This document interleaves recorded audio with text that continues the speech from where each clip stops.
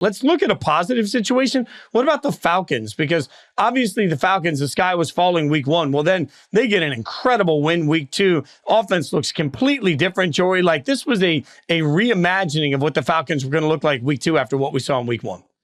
Yeah, I think what I like is that after week 1, you had all this. Is Kirk actually healthy? Can he be mobile? He had like the fewest yards per drop back in terms of his movement in the pocket in week 1 in his career since they were starting to track it. And you had all these questions.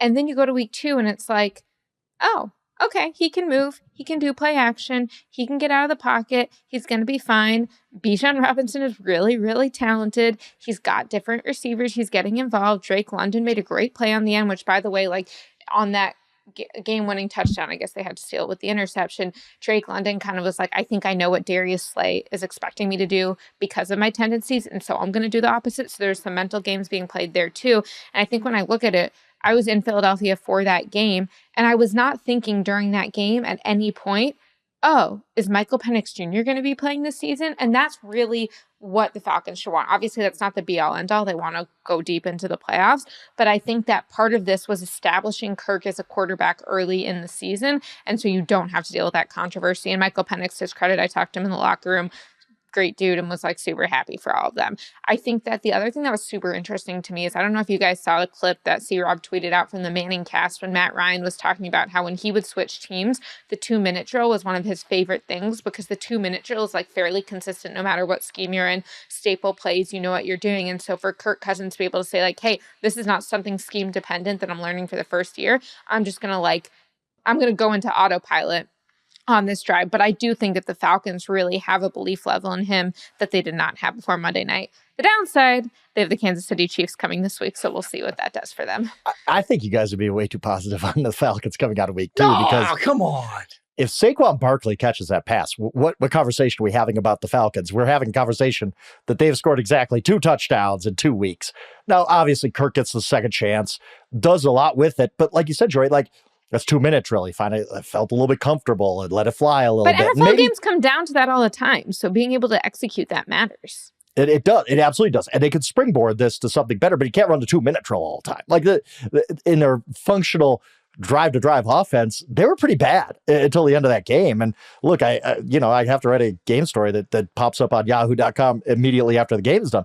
And until the moment Saquon Barkley dropped that pass, the entire story was, this Falcons offense still isn't right. They only scored 1 touchdown tonight. Kirk Cousins looked better, but he don't look great. And so does one drive change all of that? Maybe again, Kirk's got to knock the rust off and all this kind of stuff. But I give him less of a honestly, I give him less of a pass than I do Caleb Williams or Bo Nix or whoever, because he has done this for so long. There shouldn't be that much of an adjustment period.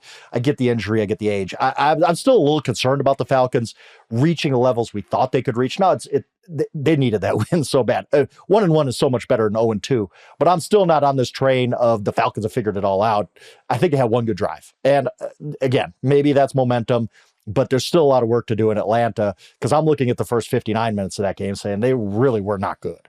I think both of you are sort of right, though, because to me, seeing an offensive coordinator come in and reimagine the way they're going to do it, increasing the percentage of dropbacks that come from under center, increasing the amount of play action is a real acknowledgement from Atlanta. Hey, week 1, we were keeping him in shotgun and pistol. It wasn't working. Now we're going to ease into this offense. I think there is a little bit of an adjustment period, especially for, as I always say, a quarterback that's so old that he basically used to write plays on a stone tablet that's coming off of an Achilles injury. He's got to leave the walker on the sideline so he can go out and play football.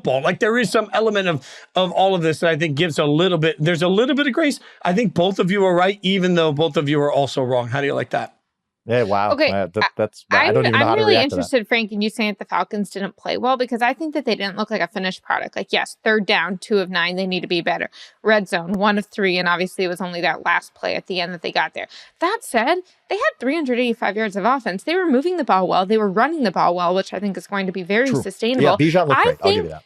I think that they were very productive. They just have a few of those areas, 3rd down at red zone, that they need to be better in. But I don't think they played badly as an offense. I thought they played quite well, but there were just key areas that were not enough. Yeah, I thought they were okay. Like, again, Bijan was awesome. Like, Bijan is the one last thing time out you of this said they offense. didn't play well. Now, okay, so let's keep going. And by the end of this, Frank's going to have number one. I was in his both power right and rankings. wrong, and maybe right and maybe wrong. Who knows? Two But things can Bijan be looked true. great. I'm We're talking right about and we're wrong.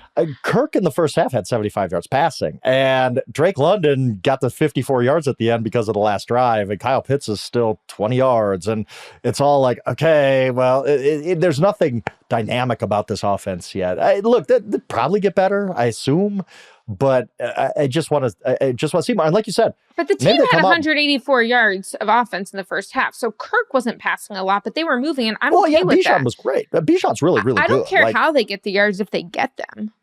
Interesting. And just run it. This is Bijan at 40 carries a game.